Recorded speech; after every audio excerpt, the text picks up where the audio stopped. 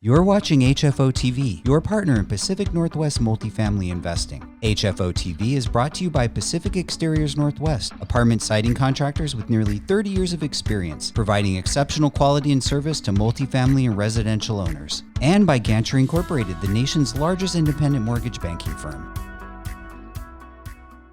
Welcome back to HFO-TV. I'm Greg Frick, partner at HFO Investment Real Estate. And today we have with us Jamie Gaylord, Director of Business Development at Affinity Property Management. Thank you, Jamie, for taking the time to come and sit and listen for our audience. Thank you for having me. No Appreciate problem. We've known each other for years in the business. Kind of maybe give a rundown kind of what Affinity is. I mean, we know it's property management, kind of what your sandbox is, and we'll kind of get into the expenses and kind of what's going on the operational side of apartments in the market right now. Sure. Affinity Property Management, we're a third-party apartment management company. We do nothing but apartments. We currently are operating in Oregon, Washington, Arizona, and Texas, and California. We have about 13,500 units under management. We manage everything from some smaller assets in the 20-unit range to all the way up to about 464 units. And everything in between. So it's things that are, fully staffed to maybe something with leasing, centralized leasing and all that? Correct. And we're going to talk a little bit more about kind of the expense structure here, kind of in city of Portland. So I know you've got a lot of properties there. I mean, that's been a big conversation for the last couple of years. Mm-hmm. What areas are you seeing expenses, or you noticed, where they've really have gone up in the last, since 2021? Right. Our firm had one of our people spoke for Multifamily Northwest, their most recent apartment report. And it was interesting because we did a survey of our assets as well as some discussions with some other property management firms. So we were able to get both third party and some owner managed assets and really dig down into the details over the last 3 years of operating costs. Basically everything across the board has gone up pretty dramatically. Yeah. Overall, we pegged it at about approximately a 59% increase in expenses over the last 3 years on the operating expenses. A cumulative expense increase. There's a number of drivers. I mean, they've primarily included, insurance, labor, legal, advertising. I mean, you name every single category. And like you said, you guys manage a wide swath of different kind of properties. So this isn't, isolated to the, 1920s buildings or the 2000. I mean, this is across all product types. This is across all product types. And I should actually note that in that 59%, we did not include any exterior items, such as, large repair. So not capital improvement. This is just on the operational side. So we're talking repair and maintenance, we're talking general repair and maintenance, turnover, all that kind of stuff. Exactly. And we also did not include in that 59% real estate taxes because basically we felt like for that general purpose, taxes and exterior were a little bit more building by building. Right. So we're located. And, yeah, exactly. So we didn't want to skew it that way. So we took those out. So anybody looking at their own expenses, you can expect, on average, taxes are at least in the Portland metro area, probably in the neighborhood of 20 to 30% increase over that same period. Oh, wow. So I know we've talked a lot about it. We've heard, I know we've been talking a lot of people about insurance. We all, with where the cost of insurance, and some of that is area, some of that's driven building by building. I mean, I'm assuming you're seeing that same thing. I mean, how do you guys educate your owners or clients about what's coming if they haven't had the renewal lately, or it's coming?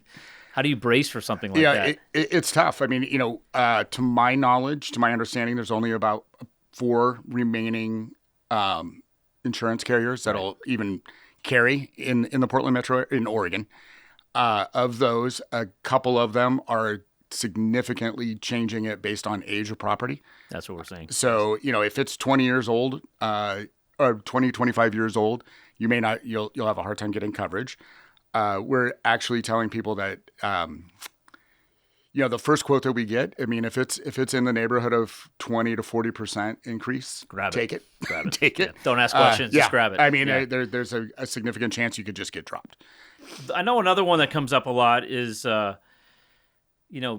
utilities. People, they don't think. I mean, what are you seeing in utilities? Are there different municipalities that have, much higher? I mean, like water, sewer, electric. I mean, what's your take on utilities?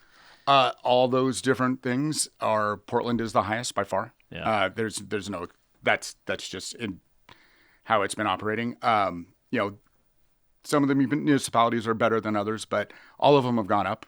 We're seeing anywhere from 20 to 30% in that same time frame. From 21 to 24. Wow. And then on buildings that are doing utility billbacks, where they're billing back for water and sewer, right. I mean, what are your on-site staff? What's the on-site staff hearing from the tenants? Is that number is that not really got into the realm yet? Because those are always kind of billed, in sort of in arrears over. I got the bill, 6 months ago, and it's not coming through. Yeah,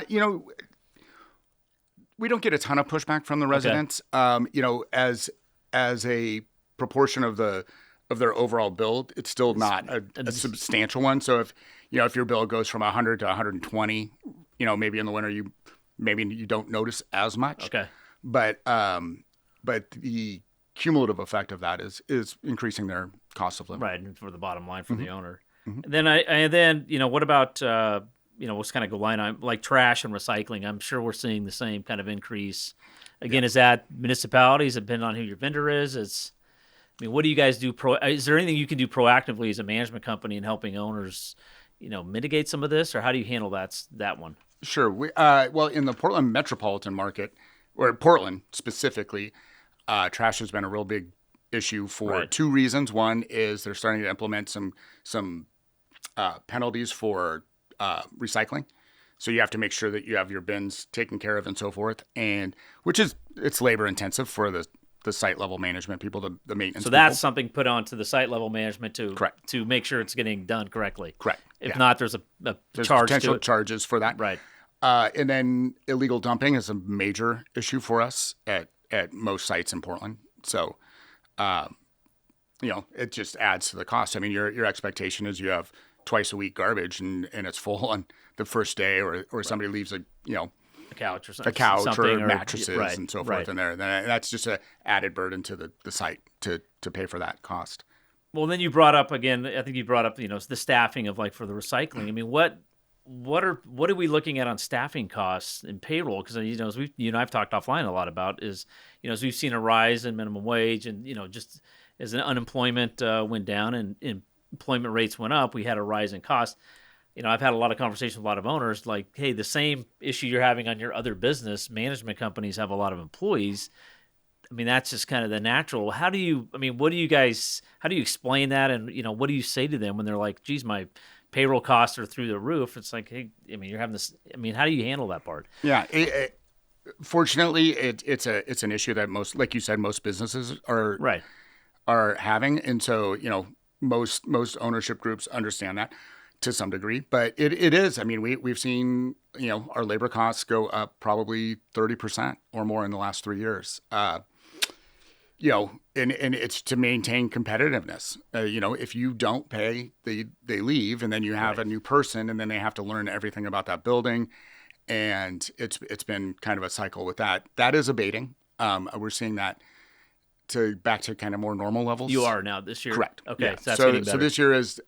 24 has been a lot better than 23 and 22. 21 was terrible. Right. I mean, they're not going down. We just may not see the increases that we've seen before. Correct. You're going to more of a normalized raise level. Okay. So, but that being said, it has increased over 30%. Wow. And then, with looking at that, then we've got a turnover cost. Then, we haven't really talked about the material side. Right. From painting. Like you said, when you guys did your expense study, you didn't do exterior envelopes, big capital improvements, but just the cost of a turnover. You and I joked around what used to cost for a turnover 3-4 years ago. Shoot, that's maybe you can do your flooring. Well, I mean, like you said, we've known each other forever, and I remember looking at pro formas, and turnover is $250. Right. Right. And now it's then it goes to $350, and then $400. It's significantly more. Flooring alone is probably on a typical basis $1,500 if you have to replace carpets or vinyl. Vinyl is probably a little bit more. More of it just to do that, for a basic unit. Just for that. That's not painting. That's just getting it down there. Yeah, and then paint is another issue. Painting has gone pretty high. I mean, it easily doubled appliances are, if memory serves, roughly about 35% higher over the last few years.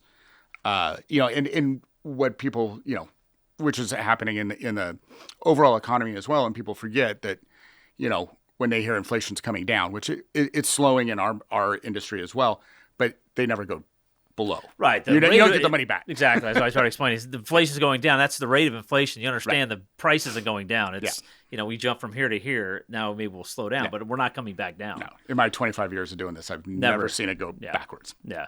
Which brings, I was going to ask, and I've heard this a lot, in terms of turnover.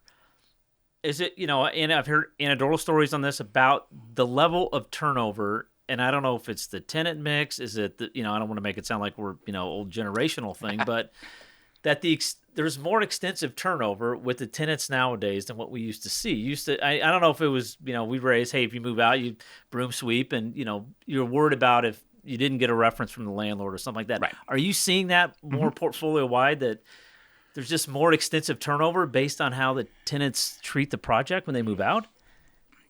To some degree. I mean, I think well, it's tough because, where we are seeing that is in correlation with non-payment. Okay.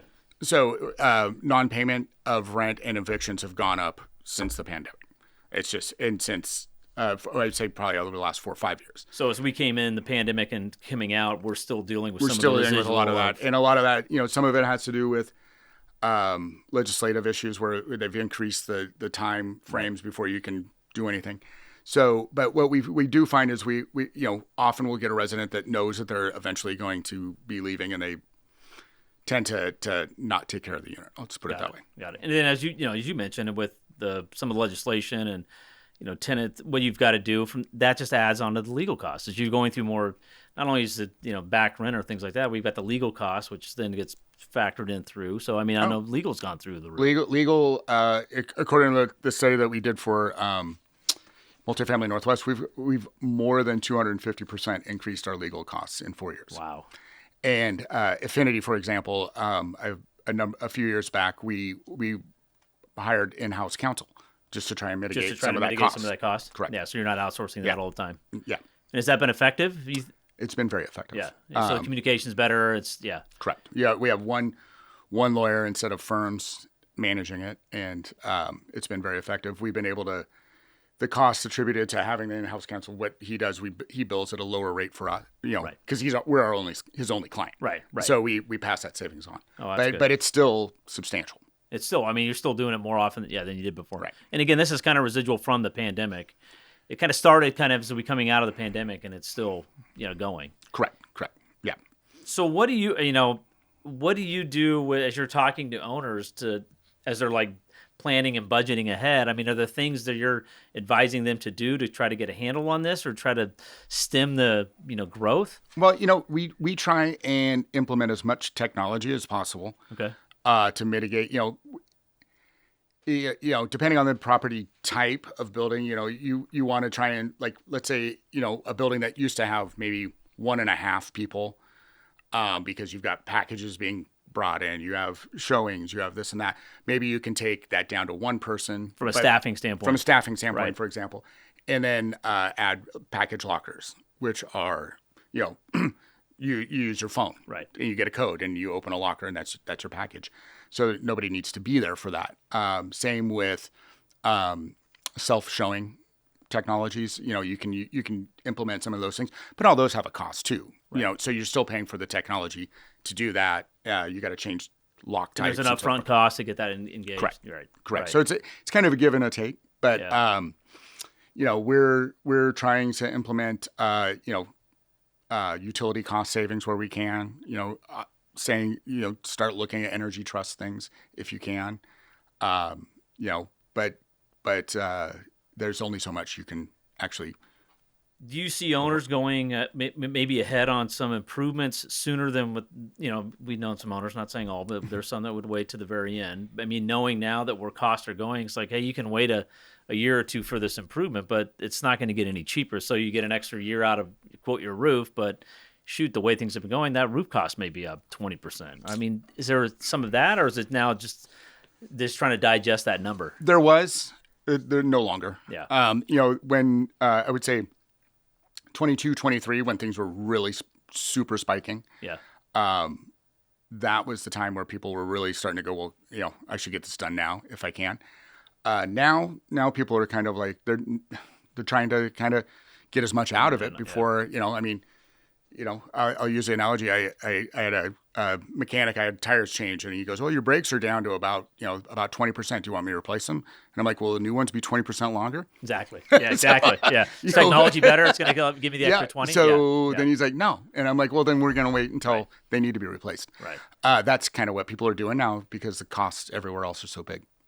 Well, I don't envy, your position. As I've told a lot of owners, it's not easy to manage here. Yeah. I mean, just as we talked a little bit about it. We've had many shows about this on the regulations and things like that. That's an added cost that a lot of people don't factor in from the management side. No, it has changed, particularly in Portland where we see the most regulations. It's changed. You used to have a kind of a 1 per 100 unit admin kind of mentality, and with all the added paperwork and all the added just different things you have to do for fair and for all these other things, you're looking at probably more like 1 to 80. So, I mean, to really be able to effectively manage. I think sometimes, like I said, I feel bad because a lot of times that message doesn't get through. But when it does get through and they're looking at their statement, and it's not an understanding of what. Wow. Yeah, exactly. Yes. And back to what you were talking about with the exterior or, large projects. The other factor there is that we haven't even gotten into is mortgage expense. I mean, any kind of those are primarily done on refi, and refis are not happening. The days of doing a refi, pulling out extra money to do a big capital improvement project is little. It's easy to do that when you're at 3.5%, 4%. When we're at 5.5 to 6. Yeah. It's kind of a different discussion for the ownership group. Do we really want to do that? But then you start looking, well, are we going to start budgeting for this improvement? We know, like you said, even back to insurance. Right. Insurance comes and says you need to do X, Y, and Z. How are we going to pay for that? And that's a dilemma I think a lot of owners are trying to really get their head around is what do I do? Yeah, we've been recommending with a lot of clients. A lot of our clients are long-term holders. Right. And so, when we're looking at something, we're like, well, we're 3 to 5 years away from maybe a roof, roofs or siding or start planning a large. Let's start building a sinking fund. Yeah. Let's just start throwing a little bit into a side account and just build it up so that when that day comes, you're not hit with it. Then on the flip side, they're looking at you going, wait, my NOI is lower anyway because my expense is up. I don't have anything to put in a sinking fund. So you're in this dilemma of always trying to catch up. Yeah. It's challenging. It's a tough thing. So, well, thanks for taking the time to share some of these insights. It's always great to kind of see behind the curtain some of the challenges that management companies are going through in this market. It's it's across everything. So, well, thank you for having me. Yeah, thanks a lot. And we'll see you again on HFO-TV. Thank you. Our entire office specializes in multifamily real estate, making HFO the largest multifamily brokerage in the Pacific Northwest. Your success is our passion. Build your legacy with HFO. Call 503-241-5541 or visit our website at hfore.com for more information.